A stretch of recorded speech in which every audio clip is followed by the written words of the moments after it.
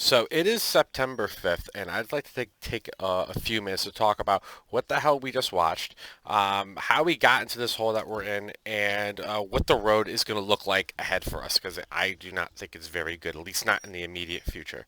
Okay, so the Yankees just dropped 2 out of 3 games to the fifth place Orioles, who are 50 games under 500. They lost 19 straight games. Yankees won 13 straight games recently. And this is not only not what we didn't expect, um, is also not acceptable. This cannot happen. This has been an absolute disaster since we left Oakland. I'm okay with splitting Oakland 2-2 because Oakland's a competitive team with us. So 2-2 against Oakland, that's within the realm of reality and understandability.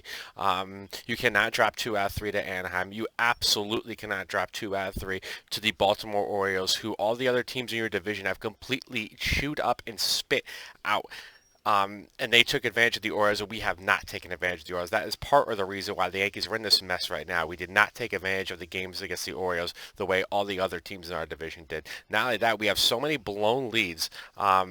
We know the big five. I can name four off the top of my head. I remember there was the one against Boston, Anaheim, Minnesota. Uh, there's the Houston one, and I know I'm missing a fifth one. I know that because I remember tweeting about it, but I just can't remember what that fifth one is off the top of my head, but I know what that one's there. Um, and that can't happen. These standings look so much different if we hold on to all of those good leads that we have. But of course we can't. So now this is the bed you make for yourself. And also we have a terrible record within the division. We have not beat our division rivals. Not just the Orioles, but we have not beaten the Rays the way we're supposed to. We have not beaten the Blue Jays the way we're supposed to. We have not beaten the Red Sox even to a way that's acceptable. And because of this, we are in this hole where we have to overachieve and win an awful lot. And there's nothing worse than being a spot where you have to overachieve and then go and completely fail to even show up to a series against a fifth place team. Now, what does this road look like ahead of us? Well, it's not great in the immediate future because right now we're going against the Jays and then for 4 games, then the Mets. Now, before you say LOL Mets, and before you say Jays are in fourth place, I want you to keep in mind the Mets have all the momentum in the world going for them right now, and so do the Blue Jays because they just lit the Oakland Athletics on absolute fire, and this is a problem. So we're going against teams with momentum. This is not good for us, especially when our momentum is going backwards and it's going downwards and it's going down fast because we are dangerously close to losing all the progress that we have made from the 13-game win streak. This is not good. The only optimistic part of this is that Tampa is going into Boston for the next 3 days, and hopefully can get their wins against the Red Sox. Hopefully, sweep the Red Sox.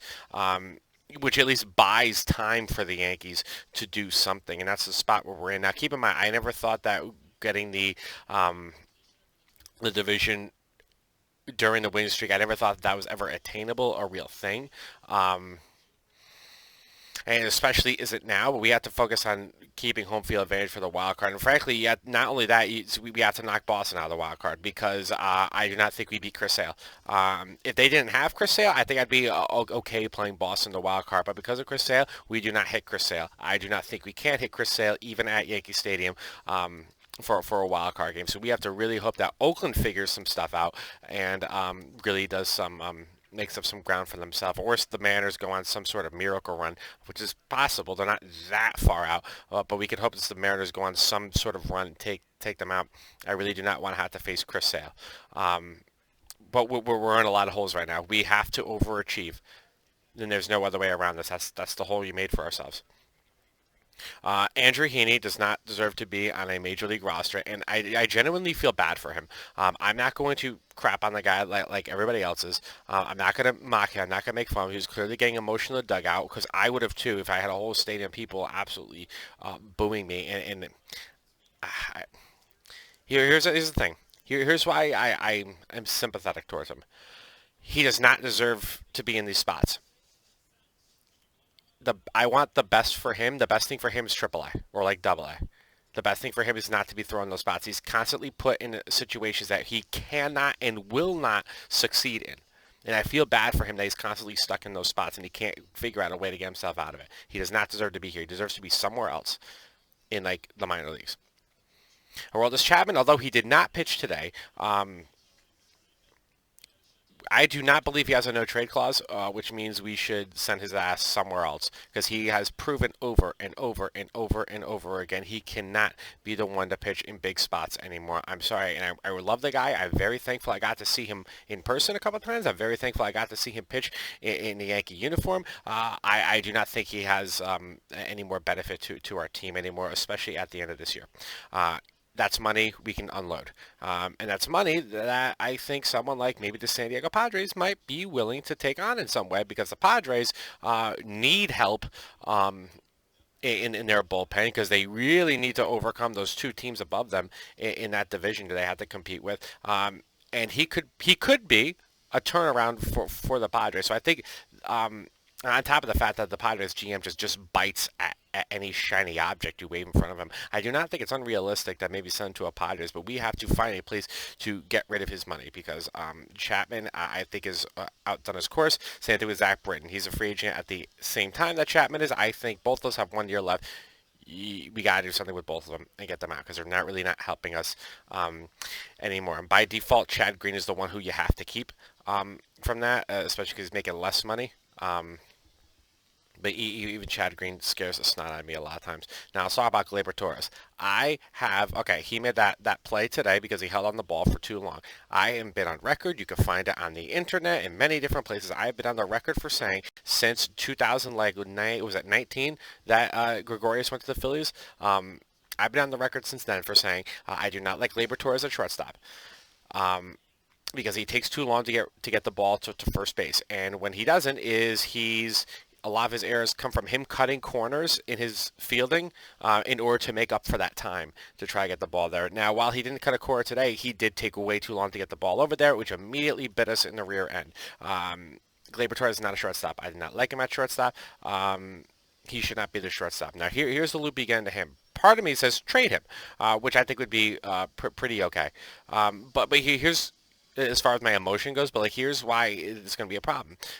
So he has a lot of time left with us. He's not a free agent until 2025. That is a lot of time left for us, so we can command a big return on that. The problem is he's not playing up to the level to also back up that demand that we would want for him. So we're even stuck in a hole with him. You have to keep the guy around. Hopefully something gets better with him. And I also do not think Cashman would trade him because he doesn't want to admit defeat in any way.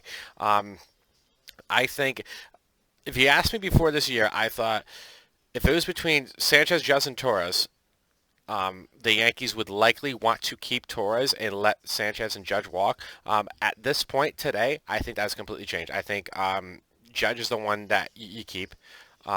You gotta let Sanchez walk. I don't think you're getting much of a trade value from him. You have to just kind of let him walk when he's ready to go going into 2023.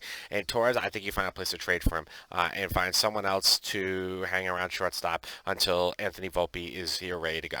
Because at this point, we're just planning for that. Doesn't mean we tank for that. Absolutely not. We're the Yankees. We do not tank in that regard.